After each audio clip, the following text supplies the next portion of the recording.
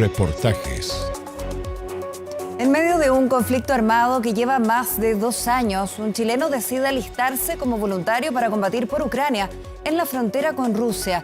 24 horas recorrió Kiev y sus alrededores, una zona que mantiene los vestigios de la guerra, el recuerdo de las víctimas y el riesgo de enfrentar nuevos ataques. El reportaje es de James Gatica.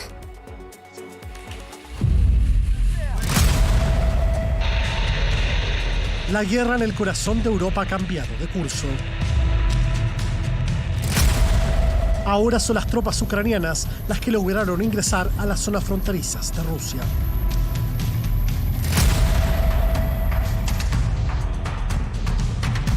Aquí un chileno también lucha por defender a Ucrania.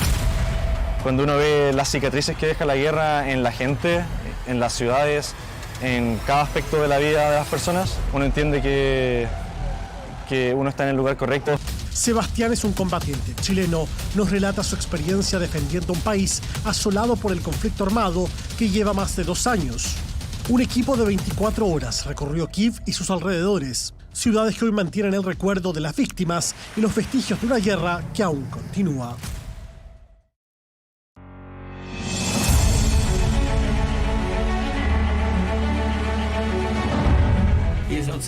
Cuando empezó el tiroteo de las tropas rusas, cientos de personas corrieron hasta aquí. Había tanta gente y estaba tan oscuro que algunos simplemente se cayeron de los escalones y los demás encima. Algunos se golpearon la cabeza, rompieron piernas o brazos. Esto era un infierno de cuerpos.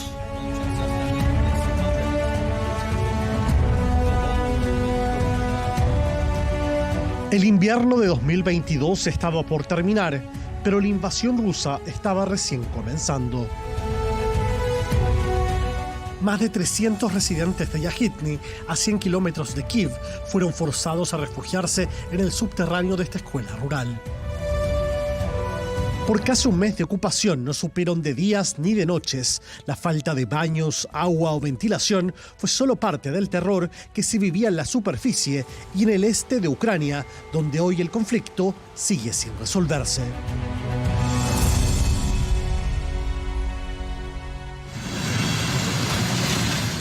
Desde que el primer misil ruso cruzó la frontera ucraniana hace 2 años, su espacio aéreo ha estado cerrado para vuelos comerciales. Para llegar a Kiev, una de las opciones más comunes hoy es desde Varsovia, una travesía de 15 horas en 2 trenes, una noche completa en una cabina de color gris quirúrgico, en mi caso con 3 desconocidos y controles migratorios y militares de madrugada. Todo con el fin de llegar a un destino que pocos elegirían en el verano europeo y del que más de 6 millones han escapado.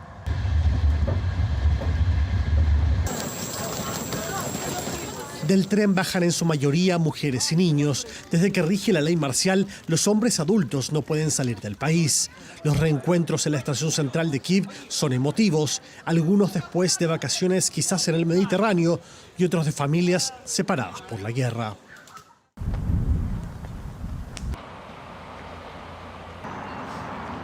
Las grandes avenidas y edificios de la capital aún reflejan tiempos soviéticos, pero da la sensación de ser una ciudad semivacía. Faltan los que se han ido, los que están combatiendo y los que han muerto.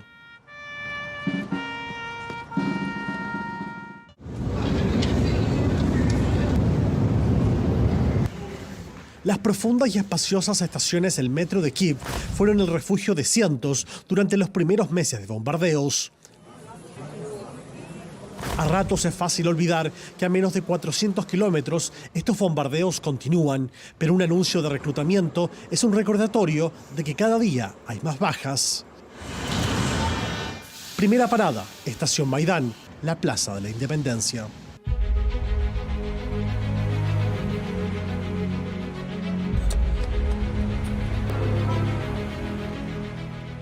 Aquí nos recibe Sebastián, oriundo de Chiloé.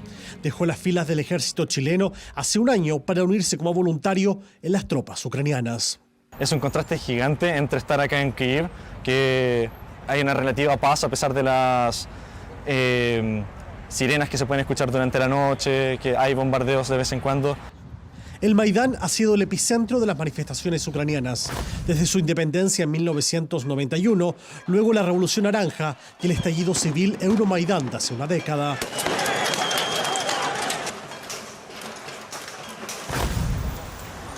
Todo ha ocurrido aquí, donde hoy yacen banderas azules amarillas, una por cada uno de los caídos en la actual guerra.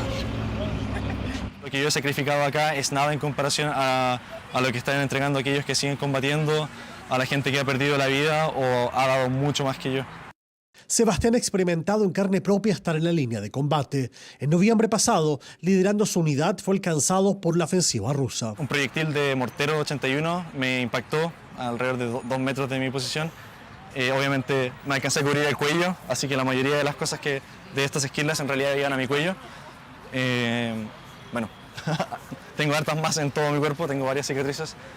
Recuperándose y lejos del combate como tal, Sebastián ahora se dedica a entrenar unidades que irán al frente, pero asegura que no ha perdido las convicciones que lo trajeron tan lejos de su hogar.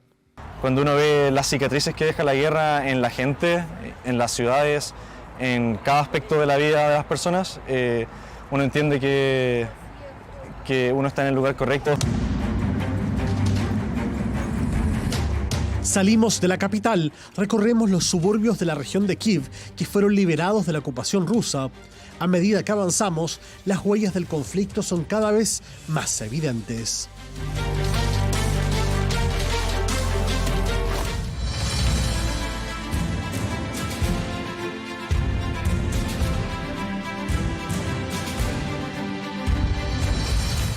En los primeros días de la invasión rusa, las tropas ucranianas se vieron forzadas a hacer volar puentes como este que conectaban la ciudad de Irpin con la capital Kiev. No solamente pudieron ser capaces de detener las tropas rusas, sino que también de evacuar más de 40.000 personas.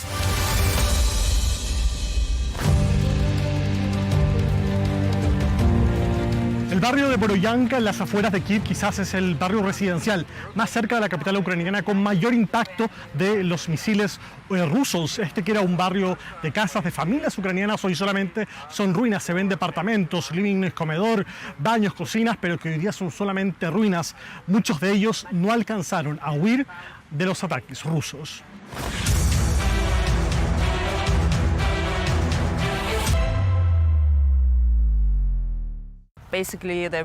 Básicamente lanzaron misiles aéreos a edificios de civiles.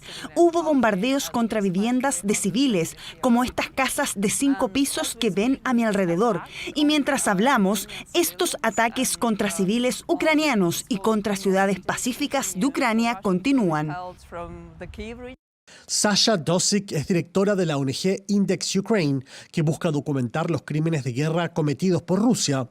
Su investigación asegura que se trata de ataques deliberados, sistemáticos y con un objetivo preciso.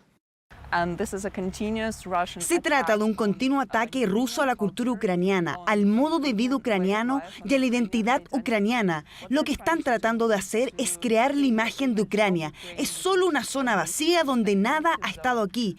No hay nada aquí. Es un espacio vacío para ser colonizado por Rusia.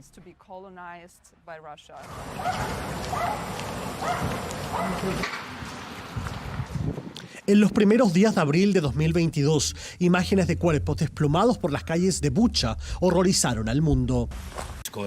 Estos son crímenes de guerra y serán reconocidos por el mundo como genocidio. Ustedes están hoy aquí y ven lo que pasó. Sabemos que miles de personas han sido asesinadas y torturadas con extremidades amputadas, mujeres violadas y niños asesinados. Tras la liberación de Bucha, junto a la iglesia San Andrés, fosas comunes se encontraron con centenares de cuerpos. Fueron los sobrevivientes, sus seres queridos, quienes trajeron los cuerpos hasta este lugar y hoy día los recuerdan con un memorial. En total fueron cerca de 450 en toda esta ciudad que fueron asesinados por las tropas rusas, lo más cerca que llegaron justamente los invasores a la capital de Ucrania. Entre las víctimas, Ana, una mujer de 93 años, sobreviviente de la Segunda Guerra Mundial, y Klim, un niño de solo 5 años. El presidente ruso Vladimir Putin Dijo que estas acusaciones eran falsas y solo provocaciones ucranianas. Hay un nivel incomprensible de violencia por parte rusa y muchas mentiras. Por ejemplo, encontré mis fotos de la ocupación en la región de Kiev en canales rusos de Telegram y decían: mira esta foto, todas estas personas tiradas en el suelo son artistas o actores. Eso no es cierto. Esas personas fueron asesinadas por los rusos.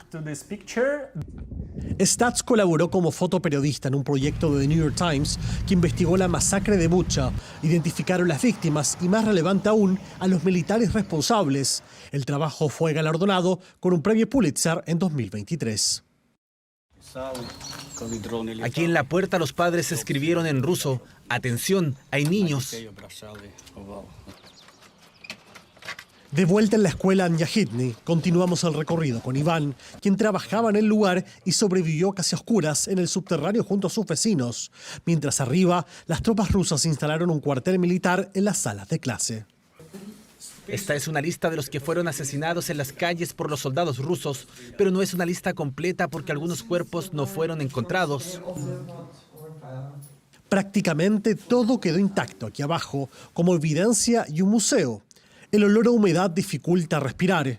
Mientras vemos los dibujos que niños hicieron en las paredes, uno trata de imaginar cómo entraron 360 personas en menos de 200 metros cuadrados. Estos son algunos diarios que los rusos trajeron para las personas que están retenidas en este subterráneo. Dice que Zelensky ya se ha rendido, que Kiev ya está bajo el control ruso y otras noticias falsas. Victoria de la institución investigativa Index Ukraine nos cuenta que escasa comida fue provista por los captores, pero lo que no faltó le llama propaganda de Moscú. Por ejemplo, dice aquí: ¿qué hace el imperio de mentiras? Es el titular de esta columna. Dice que las acusaciones de que misiles rusos están matando a decenas de niños son falsas.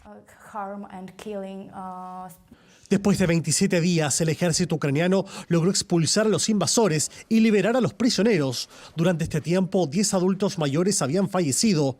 Un bebé de 2 meses sobrevivió. Prácticamente no teníamos casa. ¿Dónde íbamos a ir? Saquearon todas las casas. Ninguna se libró. Al no tener dónde dormir, muchos decidieron volver a este refugio. También estaba el temor de que los rusos volvieran. Estos son los únicos registros de esos días. Tan pronto como Kiev declare que está lista para comenzar la retirada real de las tropas de estas regiones y también notifique oficialmente que abandona sus planes de unirse a la OTAN, se emitirá una orden de alto al fuego.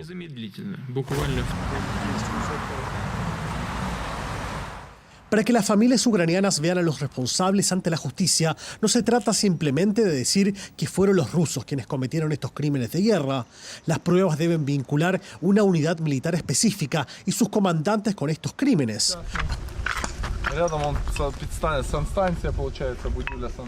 Fundaciones como Lemkin Society trabajan en esta documentación y esperan presentar la causa ante la Corte Penal Internacional antes de fin de año. Creemos que Rusia debería responder por los crímenes que está cometiendo. Por supuesto, están cometiendo crímenes de guerra, pero también están cometiendo genocidio. Entonces deben responder por este genocidio. Una propuesta que apoya la Premio Nobel de la Paz ucraniana Oleksandra Matvichuk del Centro de Libertades Civiles. En conversación con TVN en Kiev, hizo un llamado al mundo y también a Chile. Esta guerra tiene una intención genocida muy clara. Putin dice abiertamente que no existe una nación ucraniana, no existe una lengua ucraniana y no existe una cultura ucraniana. Por eso es guerra genocida, es una guerra de supervivencia. Por nuestra existencia, no tenemos otra opción, porque si dejamos de luchar, desapareceremos. A mediados de junio, líderes de todo el mundo, incluido el presidente Gabriel Boric, se reunieron en Suiza para buscar una salida pacífica al conflicto. En Ucrania se preguntan si es suficiente. No diría que el mundo no está siendo suficiente, yo diría que la reacción es un poco más lenta. Hay una enorme diferencia entre decir ayudemos a Ucrania a no fracasar y ayudemos a Ucrania a ganar. Tenemos que cambiar esta narrativa.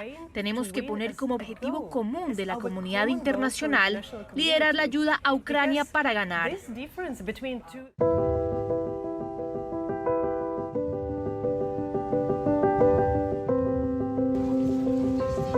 Es hora de dejar Kiev y tomar el largo tren que nos sacará de la zona de guerra.